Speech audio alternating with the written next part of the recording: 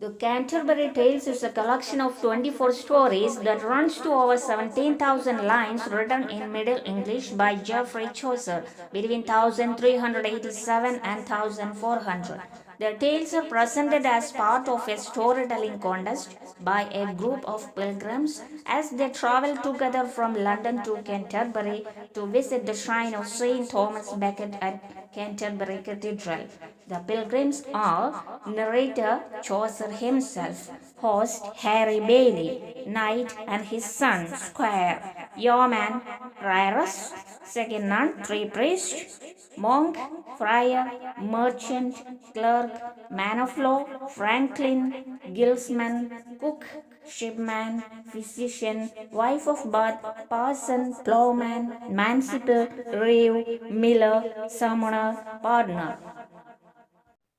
Host is a cheerful, friendly person, belongs to high class. He has bright eyes, a little wide girth, bold in speech, wise and merry-hearted. The knight is the first tale teller. He followed the code of chivalry, truthful, honorable. He won many battles, participated in 15 battles. The quotes in prologues are modest as a maid of sovereign value, wore a tunic stained and dark, wore his armor had love mark. The square, 20-year-old son of the knight, curly hair and strong, does well with fighting. He is fresh as the month of May, made songs and poems, could draw and write.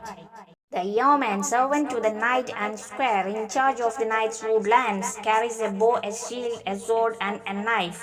Excellent shooting with the bow and arrow. Talented woodcarver. The main coats are his head was like a nut, his face was brown, wore a coat and a hood of green. In his hand he bore a mighty bow. He had a shield, a sharp sword, a hunting horn, and a shining silver medal of Saint Christopher. The prioress, Madame Eglantine. She has glass grey eyes and her forehead was fair or spread. Her cloak had a graceful charm and a jewelry with armor winked omnia. The monk, his devotion is to hunting and eating. He is large, has a shiny face and bald head, bulging, darting eyes, jingles with coins, clothing for line, ignore rules of his order. The friar saves things to give to pretty girls, earns money by hearing confessions, traveled around seducing women, good at soliciting donations, earn more than needed. The merchant, beard, beaver hat, dainty, buckled shoes, expert at currency exchange, no one could tell if he was in debt or not. The clerk of Oxford, hollow look, threadbare clothing, could not find a job in the church, borrow money from friends, never repaid, was book smart but life dumb. Surgeon of law, keen, wise, and dignified, an advisor to St. Paul's. By royal assignment, he was appointed judge in court. He took large fees, successful in real estate, very knowledgeable about the law.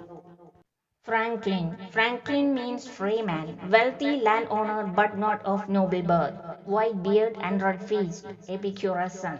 Pleasure from food was his priority. The guildsman, the haberdasher, dyer, carpenter, weaver, and carpet maker. They are all dressed in the same livery, in a sort of uniform.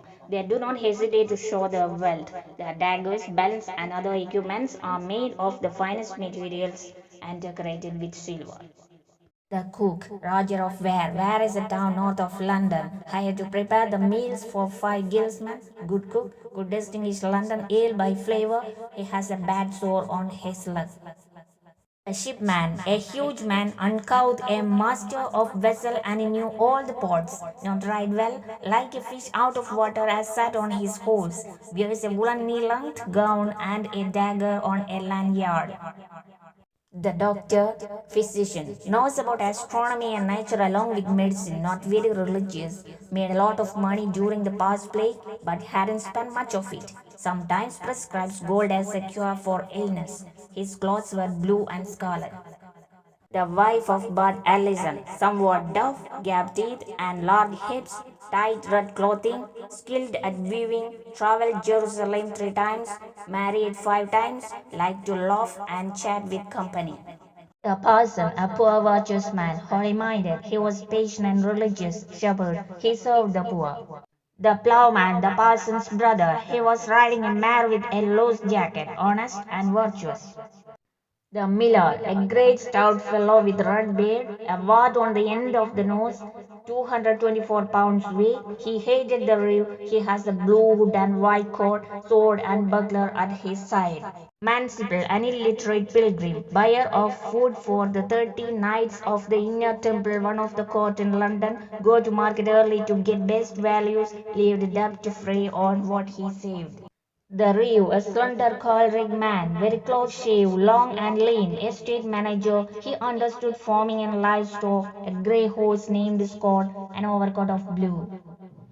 Some honor. He has pimples on his cheek, narrow eyes, scabby brows, thin beard, smells like garlic and onions. Children are afraid of him. He is a drunkard. The partner, long yellow hair, bulging eyeballs, carried pardons from Rome, godlike voice, could not grow a beard. He had a fine Veronica suit to his cap, made money selling his fake relics, carried a brass cross filled with stones.